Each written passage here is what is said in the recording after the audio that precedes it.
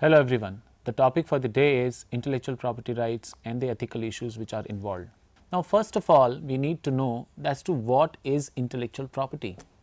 Intellectual property is the property which is created out of the application of the human intellect, and this is considered as a property because one can make an financial utility or can do a financial resource utilization of this particular property. Traditionally, the property was considered either movable or immovable, or tangible or intangible, but the intangible property was never thought that it will develop or it can be protected or it can be used financially. But with the passage of time, the advent of technology happened and people realized that not only the intellectual intangible property can be developed, but also it can be protected and also can be used financially. Now, the intellectual property rights as a stream, we can say, is recent in its origin. Why? Because the intellectual property rights are the ones which have been recognized, we can say, on a global scale since the beginning of 20th century. So, what we realize is that the intellectual property rights as a stream of law is a bit new in its origin, but they are the rights which are given to the persons for the property which they have created by the application of their own intellect, and that is why we call it as intellectual property rights. Rights are the bundle of claims which an individual can make in the field of law. The statute is the one which gives the rights in the favors of an individual. At this particular point, I would like to make it very clear that intellectual property rights are given on the basis of a statute which is enacted by the parliament, and that is why they are called as statutory rights. If the law does not recognize that particular right in a statute, you cannot have that intellectual property right protection. Now, why the need of intellectual property is there, or what the law intends to achieve out of protecting the intellectual property? The law is brought into existence because the law wants to recognize the amount of energy, time, resources which a person has invested into developing that particular intellectual property, and it is the right of that particular person to get that particular protection from the law. If the person who develops the intellectual property is not given the due credit, ultimately what will happen is a society will not be motivated to do research. The objective of intellectual property rights is to ensure that the persons who have intellect and wants to develop intellectual property should be motivated, they should be encouraged, and not only they should be encouraged merely by a lip service, but there should be a recognition, a statutory recognition of their efforts, and their rights should be protected. And that is why we came out with the intellectual property laws as a stream of law. In India, we see that there are various intellectual property laws which are existing, and they have not only been existing, but they have also been amended over a span of time as and when the time required, or there was a global requirement that the laws of India needs to be changed in order to come at par with the international law. Indian laws have been amended over a span of time. Now, why we are studying about intellectual property laws? The intellectual property laws are the most untapped asset in any developing or a least developed country. Now, why do I make that particular statement? I am making that particular statement because intellectual property rights, if they are captivated properly, they will help the country to become a developed economy. Not only that, they will also assist the country in continuing as a developed economy. If the countries do not realize that the financial strength of a company is going to come from the intellectual property, it will be very tough for them to become a developed economy, and even if they become, it will be very tough for them to continue as a developed economy. Now, the question is why? Because it is now not the physical extent of a particular country, not the population, not the money which it has, which is going to keep it as a rich country. Only way through which they can survive is the advent of technology. The development of technology which they have in their hands keeps them as a developed economy. Not only that they once became developed economy, but they continue as developed economy. If we carefully look at any part of the globe, which is called as a developed economy, we will realize the first thing about that particular country is not the size of that country. The country is called as developed economy because it has tremendous focus on its technology, and not that they just developed it once and after that they took rest for 60 years. No, they were continuously trying to develop that particular technology so that they can be ahead of times. We can look at country like UK, which is very small in its size, but the economy is greater in its content than the Indian economy. Recently we have bypassed that particular economy, but for a very long span of time, UK, as a country as small as UK, was able to develop and continue as a developed economy because they had focused upon the intellectual property. Now, the Indian intellectual property laws were forced to undergo various transformations, and they started from 1996 and they continued till 2005. Now, the reason which may be asked is that why this transformation started? Because in the year 1994, the Global Agreement on Trade and Tariff was signed, and on 1st of January 1995, WTO was born. Because there was an annexure 1A attached to this particular agreement, what happened was a TRIPS agreement was there, and India, being a signatory to GATT and a member of WTO, was required to comply with the requirements of GATT and WTO. So, what happened was the developing countries like India were given a window of 10 years to bring their laws at par with the TRIPS standards. So, what happened was, during 1996 to 2005, what we see is that Indian intellectual property laws have undergone a huge transformation. I have given a list of the intellectual property laws which have been existing in India for now and the various streams in which they are applicable. But before I go further, I would like to discuss each one of the law in a bit of detail right now with all of us. The Patents Act of 1970, which was originally enacted in independent India, has been amended thrice in 1999, 2002 and 2005. These are the major amendments which has been done in the Indian patents law.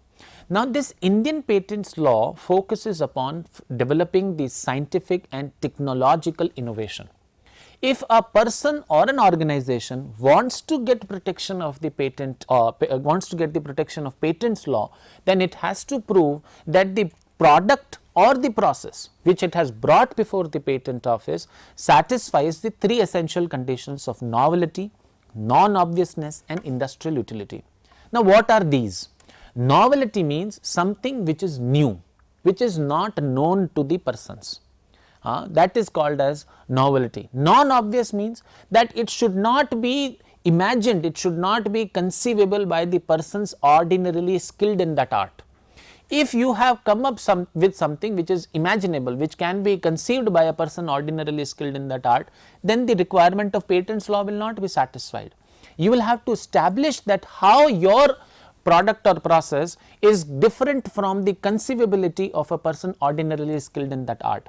And industrial utility is that it should be able to be used on an industrial scale. That means it can be manufactured and sold and it can be consumed by the persons at large. Now, these three are the essential requirements which a person will have to satisfy in order to get a patent either over a product or over a process. The term of patent protection is for 20 years. Now, if you want to renew, if you want to continue with the patent protection, you will have to again establish that what is new, what is non-obvious and what is industrially useful in your application. If you fail in that, you do not go for subsequent renewal of your intellectual property protection as patents. It is because the Indian law focuses upon restricting the evergreening of patents. We want that intellectual property creation should be motivated, should be encouraged, not that you have developed an intellectual property for once in your life and you can sit over it for your whole life. That is not the objective of Indian Patents Act of 1970. Now, coming to the Copyright Act of 1957. Now, Copyright Act of 1957 is one such statute which focuses upon creating a work which is on the basis of expression of idea. We want to create a work which is expression of idea and not the idea. Ideas per se are protected under the patents law, But if I have done an expression of idea, that expression of idea will be protected under the Indian copyright law. Now, the copyright law requires that there can be certain areas in which there can be copyright protection. For example, it can be literary, dramatic, musical, artistic, cinematographic film, sound recordings, broadcasting, translation, reproduction, etc. Now, all of these rights are recognized and protected under the Indian Copyright Act of 1957. Now, what happens is that the term of copyright protection is the lifetime of the author plus 60 years from the death of author, which means that not only me as the creator of the work can seek the protection of the intellectual property, even the legal heirs of the owner of copyright can claim that particular intellectual property protection. Now, this is where we get to see that copyright law is one such law of intellectual property which gives the lengthiest term of protection for any of the intellectual properties. Now, the copyright law is something which is promoting the creativity in the broadest of ambit. If we look at the subject matters which the copyright law covers, we will realize that it is focusing upon multi dimensions, it is focusing upon multiple areas in which it can give protection, and that is why copyright law is one of the most dynamic and is one of the most applied intellectual property laws in any part of the globe, including India. Right? Now, the Trademarks Act of 1999. In simple sense, we must be knowing this. Trademark is basically a symbol, a logo, or a word through which we identify a particular good or services or goods and services. For example, if you see a tick mark on any product, you will realize that it is Nike's product. If we see 3 small lines, we realize it is an Adidas product. If we see an inverted Y, we realize it is a Mercedes. If we see 4 concentric circles, we realize it is Audi. Right? So, what happens is that when we look at the trademark itself, by merely looking at the mark, we can associate with the goods. We identify the goods and their qualities on the basis of the logo which they contain. Most of us have not realized that we actually do not pay so much for the good as much as we pay for the brand. There are people in the society who are brand conscious. So, naturally they will go to such stores and they will shop such branded products. So, effectively the price of the product is less, but the price of the product is higher because of the trademark, and this trademark is an intellectual property of that particular legal person and which is protected under the Trademarks Act of 1999. Or for that matter, you can say about services, your Airtel is providing you services, your TCS is providing you services, your hotels are providing you services, right. All of these are examples of providing services and still they are branded. You will go to these places in order to take services, and this is how we associate the goods and services with the Trademarks Act of 1999. The term of protection is for 10 years, it can be subjected to renewal, that is not a problem. Now, the next important intellectual property law which exists in India is the Geographical Indication of Goods Registration and Protection Act of 1999. Now, what do we need to remember of this? Now, the concept of this particular law is clear in itself. Why? Because the geographical indications are clearly mentioning that the goods are coming from a particular geographical location, which means, for example, Bikaneri bhujia. Now, this example itself mentions that the bhujia is coming from Bikaner. Now, Kanjivaram sari. Now, this sari automatically tells you it is coming from Kanjivaram. Banarasi silk. Now, the silk automatically tells you that it is coming from Banaras. Or Darjeeling tea, it automatically mentions that the tea is coming from Darjeeling. Pashmina shawl, it makes you clear that it is coming from Kashmir or from a particular animal which is found in the Kashmir region of India. Now, the point which I am trying to draw home through this is that the geographical indications specifically makes a reference that the goods are coming from a particular part of the country or the world. For example, you can talk about champagne, You can also talk about KFC. You can understand that the product is coming from a particular geographical location of the country or the world. This is where your geographical indication of goods registration and protection act comes into action. The distinction between Trademarks Act and the GI Act is that the GI Act will cover only goods, that too coming only from a particular geographical location, not beyond it. But the Trademarks Act will cover both goods and services coming from any particular legal person. The requirement of a physical location of goods coming from or services being rendered is not the essential requirement under the Trademarks Act of 1999. And this is where the distinction between Trademark Act and the GI Act lies. The term of protection is also 10 years under the GI law, subject to renewal. That is not a problem. The Trademark Act and the GI Act, if carefully looked at, will help us to realize that both have been enacted in the same year of 1999.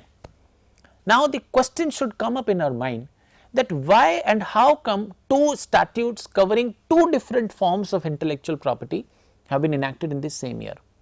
Because traditionally in the year 1958 there was an act called as the Trade and Merchandise Act of 1958, and this act continued to be in operation from 58 till 1999, and what we see to realize is that they were considered as one and the same.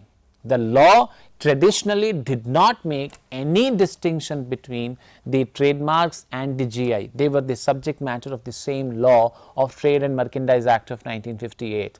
But when we signed the TRIPS agreement, or when we became a part of the TRIPS agreement, we had to amend our laws, and that is why when I make a mention in the previous slide wherein I say that IP laws in India went massive transformation from 1996 to 2005, we realize that both these statutes are falling within this timeline.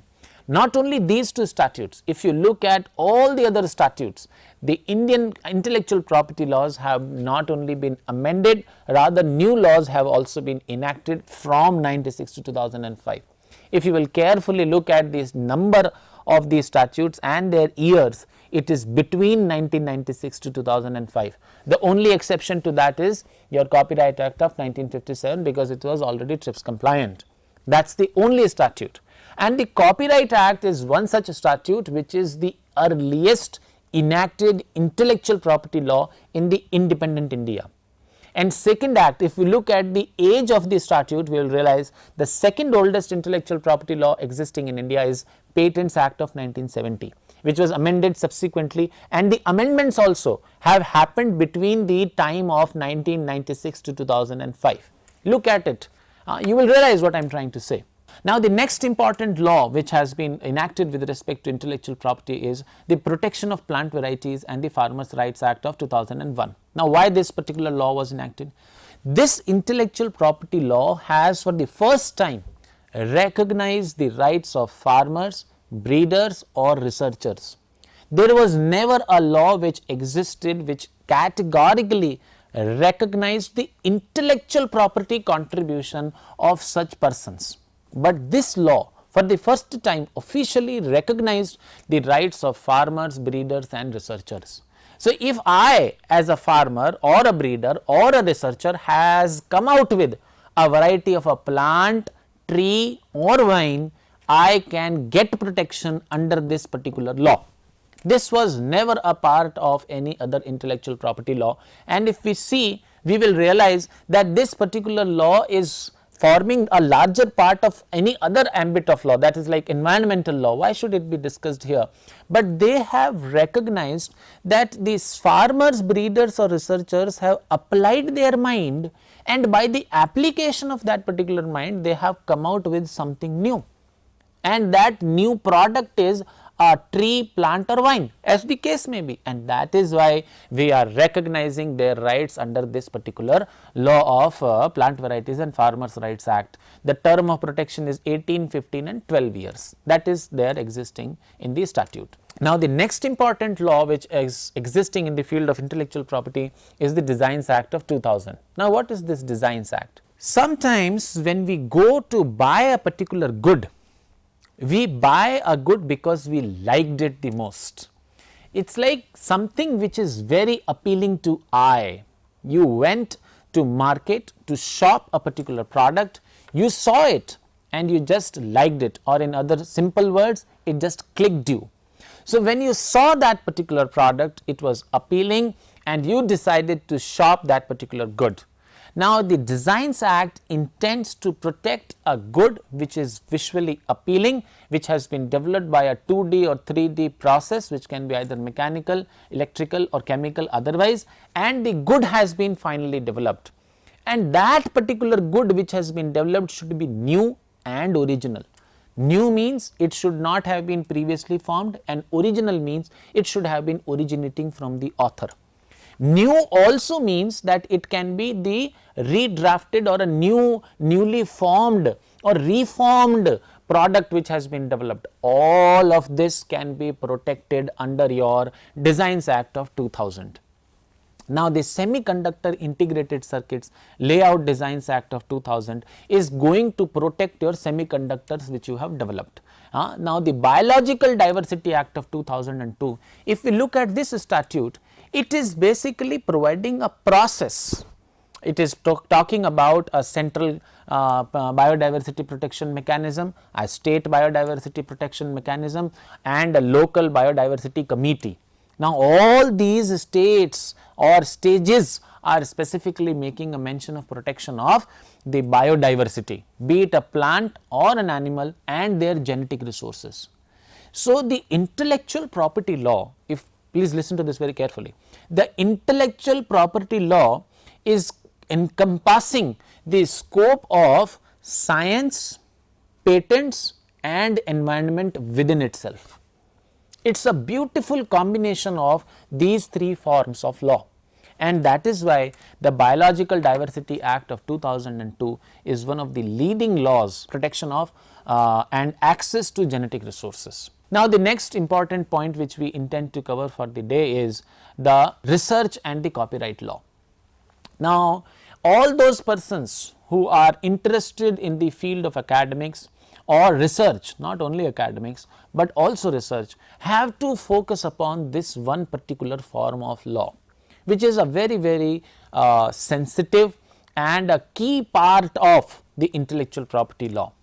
Now if we want to be called as an academician or as a researcher, the requirement is that the work should be original and unpublished. If one carefully reads section 13 and 14 of Copyright Act of 1957, one will realize that the law requires that the work should be original and unpublished. Now original means of course originating from the author, and unpublished means there should not have been any sort of a prior publication. The difficulty with such creators or authors of work is that in order to get recognition, what they do is they publish the work, they make it available and accessible to the world at large. But the point is, we should ensure that it mentions who is the author of the work. The copyright law requires that it is not mandatory that one should register the copyright. It is not at all mandatory. But the point is, the copyright registration, if being done under section 45 of the Copyright Act of 1957, will assist as a prima facie evidence that you are the first creator of that particular copyrighted work. If you do that, it will support your claims. And the copyright law is only saying that once you have created the work, it leads to automatic acquisition of copyright. That means the moment you have created the content, there is an automatic vesting of copyright law in your favor. You are becoming the owner of copyright automatically. And this is where we see that the copyright law gives tremendous protection to creativity. You may have written a book, I may have written a book. I may have also used the same idea, you may have also used the same idea, but both of us will still get the copyright protection because yours and my expressions are absolutely different. The moment there is a distinction of expression of ideas, both the authors or owners of copyright can get the copyright protection. There is no bar at all under the copyright law with regard to the same. Now the writings or the research can be pertaining to academics, business, or in general. There is no restriction. It is not that you will be able to contribute only when you talk about genetic engineering, or you will be able to get copyright protection only when you talk about your air and space. No, that is not the concern. It can be pertaining to financial markets or any social issue or any other matter on which you want to write. If you have written or you want to write something, copyright law is going to give protection to such persons who have a creative bent of mind. The intellectual property law intends to promote creativity of mind.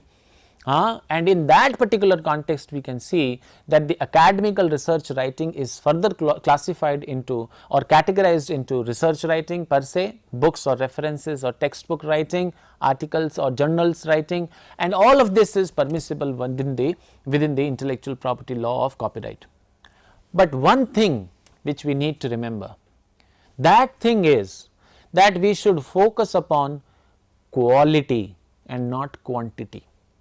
It is at this place that we misplace the focus of copyright law. If the copyright law is making the threshold of protection easy, we should not make it cheap. If you want that the copyright law should give protection to content, then you will have to deliver the content. If you do not deliver the content, there is no point in just writing the content. And that is where India as a country is accused of producing massive research and not quality research. And that is why universities are now expected by the UGC to focus upon quality assurances. There should be internal quality assurances of what has been done as a research within the university. Because we have a huge population, people are also interested in writing, they are writing, but the writing has no contribution to make.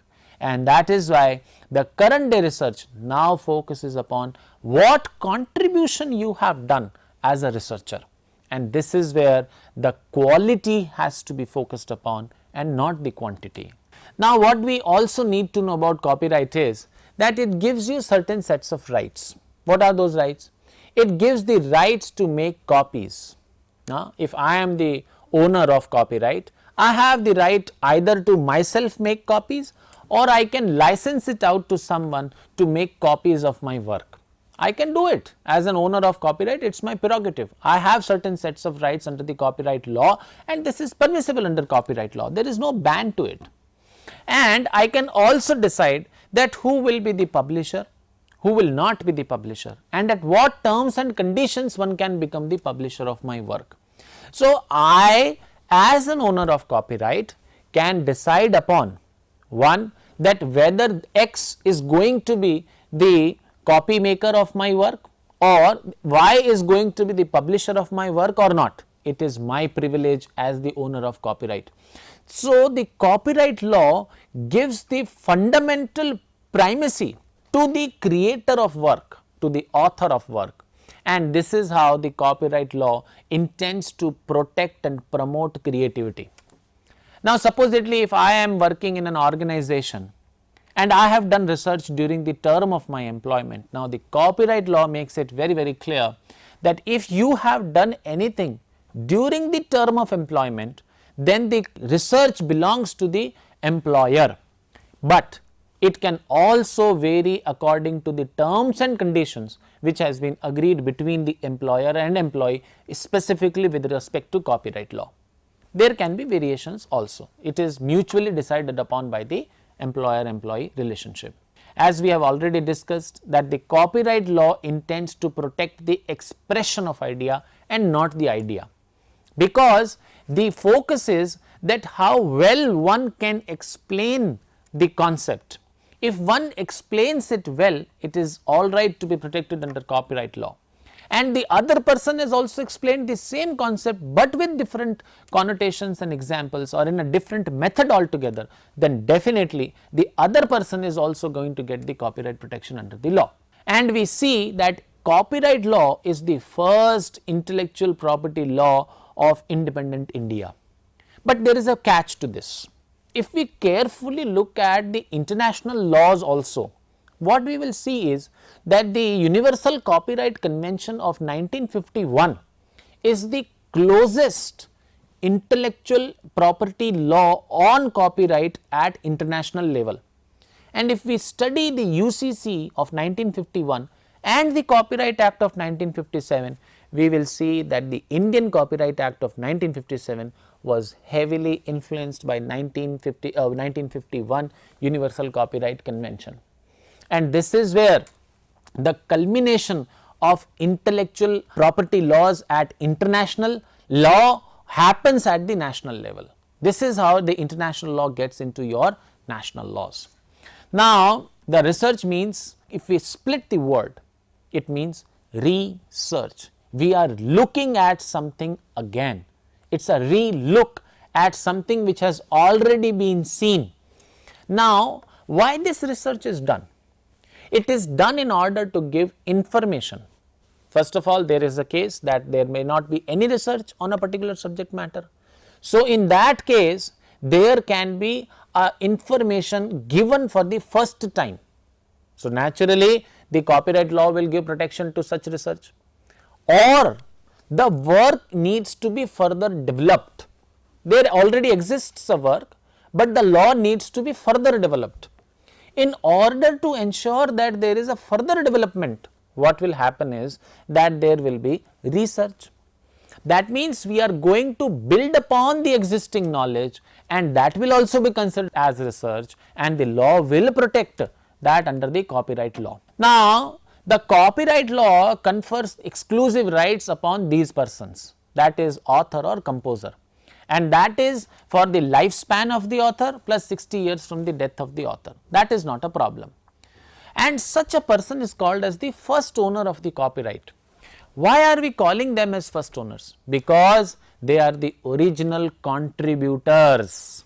They have made an original contribution, and to this original contributor and the original contribution, the law recognizes their efforts and the intellectual property thereby developed, and that is why they are called as the first owner of copyright. And in the employment, it is the employer who happens to be the owner of the copyright work which is happening. It rewards the creative efforts. Now, why copyright law is so important? Because if somebody has invested time, money and energy into developing an intellectual property, he not only needs to be protected, he needs a reward also. He deserves to be rewarded. And the reward is that if somebody wants to use his or her work, he or she should pay compensation, or he or she should pay royalty to the person who has created a copyrighted work. And it is in this context that the copyright law intends to protect the creative efforts, right? And it protects their interests. If somebody has violated their intellectual property without their prior permission, then they can definitely file a case for infringement under section 51 of the Copyright Act of 1957. It is their right. The owners of copyright can file an infringement proceeding against such a person, and not only that, they can file the infringement proceedings, they can claim three different types of remedies, that is civil, criminal and administrative. The civil one says that I can sue for damages, injunctions which can be permanent or temporary, etc. Criminal can be that they can be put behind bars, they can also be made to pay fines. If they have violated my intellectual property law of copyright, I can definitely get the criminal remedies. Administrative is they can be asked to do something, they can also be asked to not do something to violate my intellectual property rights. So, definitely the intellectual property law is going to ensure that you protect the interests of the creator of the work. At the same time, it will also punish the legitimate use, because if you will not be able to establish that you have done a legitimate use, it will punish the so called legitimate use, because it is under the ambit of infringement. You are saying, you are claiming it to be a legitimate use, but it is not a legitimate use. So, we have to ensure that you are trying to claim exceptions, then you will have to fall under the category of fair use and not legitimate use. At the same time, there is no intellectual property law at the global level, or we can say that there is international copyright law or international copyright protection. There is no such protection existing, right. We have UCC Berne Convention which is existing, but that does not, and the TRIPS which is existing, but that does not mean you are going to get a universal copyright protection. One thing we need to remember, that every work which we are seeing now has origin in one or the other previous works. That means, if I am trying to develop something, I will have to base my work upon something. I will be making a reference to something, and on the basis of that reference, there is a development of the work which is happening, and I am further developing it. So, there, that is where we say that every work has its origin in some sort of the previous works which are existing. But the copyright law deals with the creators and consumers of content. So, the content will be the focus, the consumers will be the focus of the copyrighted material which is existing, because ultimately the content is for those consumers only, it is going to go to them only. The persons who wants to further create, it is going to go to those creators only. So, it is going to promote the creativity and consumerism of the content at the same time, and we intend that if there is a usage of a copyrighted work in this particular format, then they deserve to be protected. Their rights should be recognized under the copyright law. The copyright law gives protection in these fields as discussed earlier also, but at the same time the copyright law is going to give recognition to the original and unpublished work, because we want to promote creativity which is original. We want to focus upon originality of the content, and the work should not have already been known to the public at large.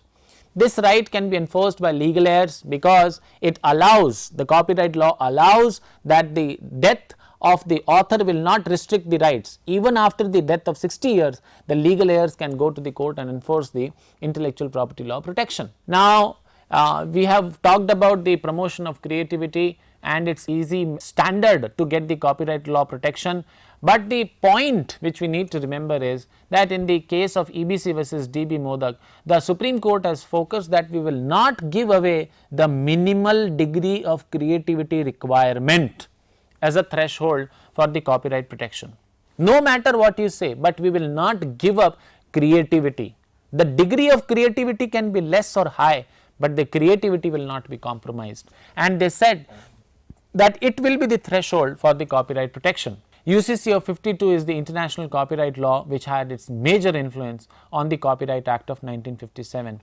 51 talks about the infringement of copyright. There are conditions which are mentioned, that there is an unlicensed or unauthorized usage of the copyrighted work. So, we will not give protection to such unauthorized or unlicensed usage of the copyrighted material. It will be punished as a infringement of copyright. Now, section 52 is just the opposite of section 51. Why? Because under the circumstances which are mentioned under section 52, it is possible that you can use the work of the copyright owner without the prior permission.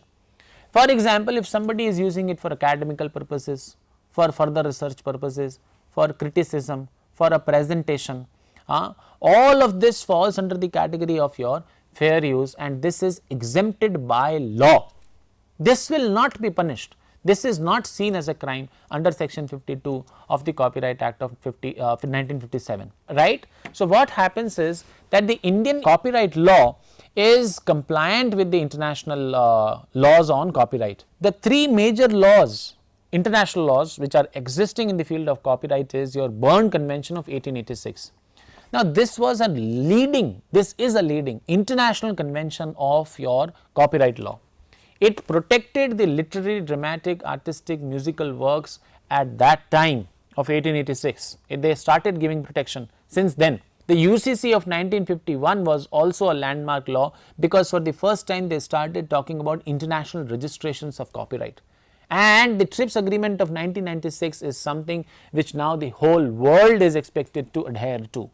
So, the Indian copyright law is in compliance with all these laws, and it is still developing because it is giving primacy to the creativity and the promotion of creativity within the society. What happens is the Berne Convention does not make it mandatory that there should be registration of the copyrightable material. It is not mandatory, and the same standard has also been followed in Indian Copyright Act of 1957.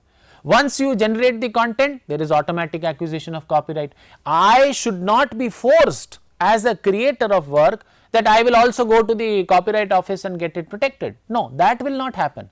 If I have created the work, I will be given the protection by the copyright law. This is the beauty of the Copyright Act of 1957, that it gives automatic vesting of rights. In the other forms of intellectual property, you will have to work to get that right, but the copyright law, the moment you create the right, the content, you will be getting the copyright protection. This is the exemplary beauty of your Copyright Act of 1957. The registration under 45 acts as a prima facie evidence of your authorship. It serves the interest in case there is any dispute in the court of law, it will act in your favor. But there are two sets of rights which are conferred in the favor of the copyright owner. First is economic, that is publishing, distribution, making copies, etc. All these rights are called as your economic rights. The moral rights are the right to paternity. I can dispose of my assets. Yes, the physical assets can be disposed of by me. So, similarly, I can also dispose of my copyright rights. But the person who is given that copyright right cannot say that I created the work. No, that will never happen. If somebody tries to do that, then I can exercise moral rights and I can claim paternity rights over that copyrighted work. I can still say that no boss, you are not the creator, it is me who is the creator. I have sold you, you now have the copyright right with you, but you are not the creator of copyrighted work.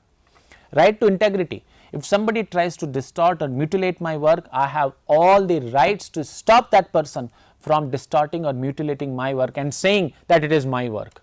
Because the law intends to promote minimal degree of creativity, that does not mean that you can tamper with the creativity of others. If the threshold is low, as I mentioned earlier, as the threshold is low, that does not mean it is cheap. No, it is not the case.